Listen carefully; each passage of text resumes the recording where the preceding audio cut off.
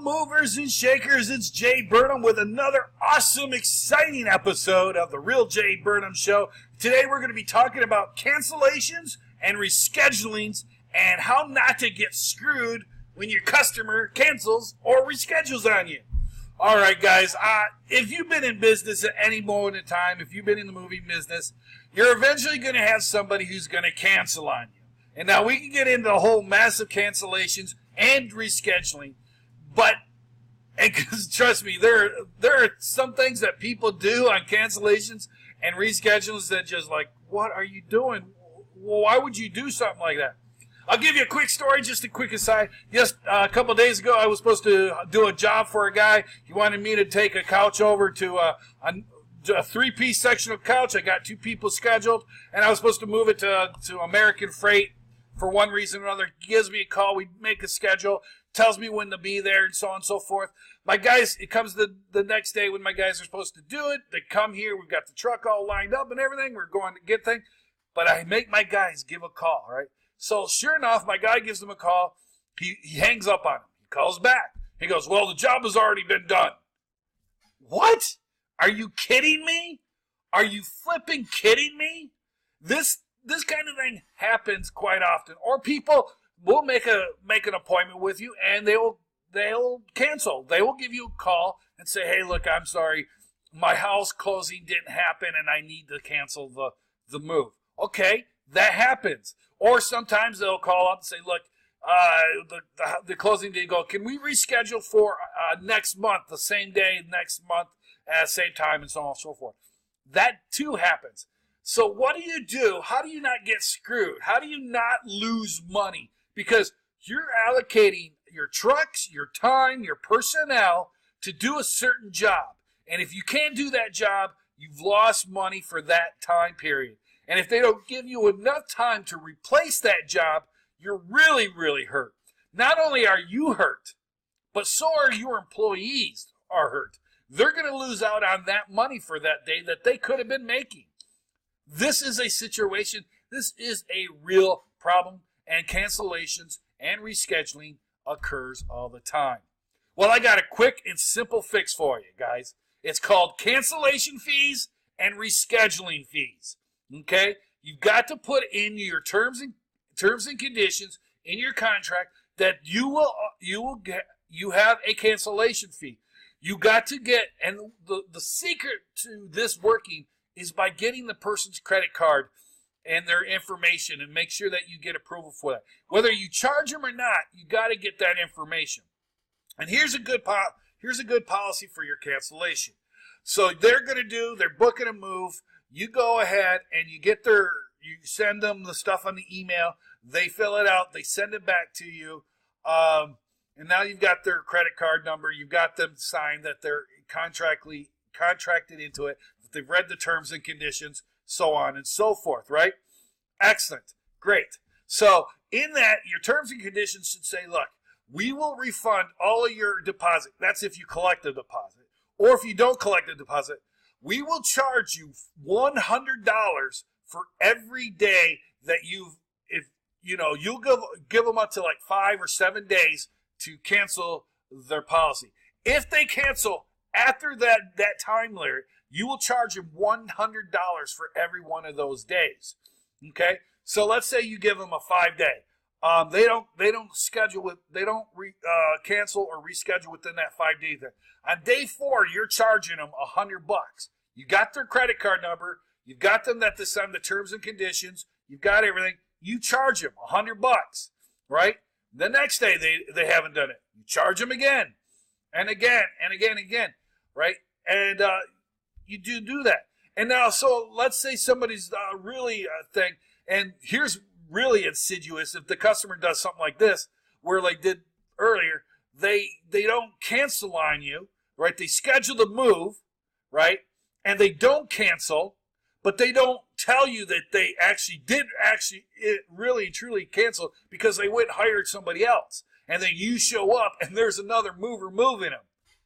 That happens as well. So what do? You're like, well, that's fine. You could use that other mover, but I'm charging you. And you charge them a minimum fee, a charge for that, whatever it is. So let's say you have a 3-hour minimum. You charge them that 3-hour minimum, and you come back and you let the other movers move them. And then now she's going to get charged for your 3-hour minimum plus whatever they did. And that will, this prevents people from doing that. Now, another thing that you could do is called a rescheduling fee. So let's somebody, they don't cancel, but they need to reschedule. You don't want to actually penalize them for rescheduling necessarily, but what you'll do is you'll offer them, okay, we'll give you one time to reschedule. So they reschedule, because sometimes the housing closes, right?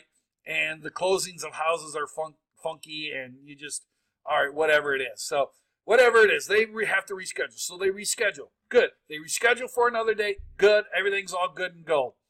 But what happens now is they have to reschedule again. Now that's when your rescheduling fee kicks in. You can do it the first time too. I particularly don't. I wait until after the second time. The second time they reschedule, I'm charging them a $250 rescheduling fee, because now you're losing money. The first time you can kind of eat it. It sucks, but damn. But what you could also do is you could say if they don't reschedule within 5 days or 7 to 5 days prior to the move, that you could charge them $100 plus a rescheduling fee, right? So that is something you can do. And this is how you protect yourself from getting screwed by people that cancel or reschedule on you, because it does cost you money. If you've got your people scheduled, you got trucks reserved for that, you're turning down jobs because you're scheduled on those men and equipment is already previously scheduled. So you're losing jobs, you're turning down jobs, you don't make the job because they rescheduled or canceled, and your guys are losing money. That is not fair to anybody, right? That's just not fair. So charging them a rescheduling fee and a cancellation fee is not unheard of. Now, here's something that you might want to think of too. If something like that does happen, let's think of your employees. Let's think of your guys who are moving. They're out money too. So what I would do is I would take a portion of that cancellation fee, a portion of the rescheduling fee, and give them like 2 or 3 hours and say, okay, good. You guys are supposed to work, blah, blah, blah. There's nothing. They didn't reschedule. They didn't cancel, but we got the fee. And then give them a little bit of money so that they too are not, basically you're giving them a cancellation or rescheduling fee. Do you see what I'm saying? From your rescheduling / cancellation fee, you're giving them a cancellation reservation fee. That's only fair that they get a small portion or get based on their pay, whether it's $15, $12, $15, $17 an hour, whatever it is. Just give them a 3-hour thing. So let's say it's 2 guys, it's 3 hours. We'll make the math easy. It's $45 each for 3 hours.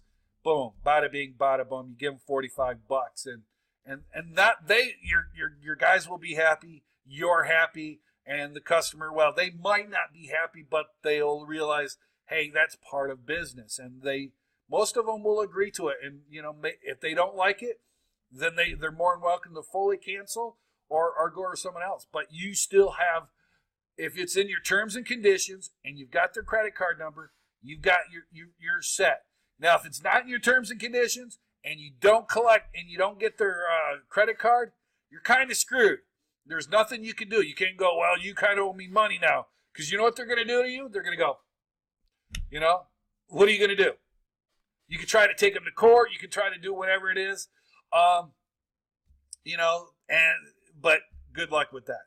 Now, on your bigger, larger moves, I mean, if it's like a long distance move that was going to be like several $1,000s, I would really charge. I would charge like a 10% or 25% or something that's going to sting a little bit if they decide to cancel on you.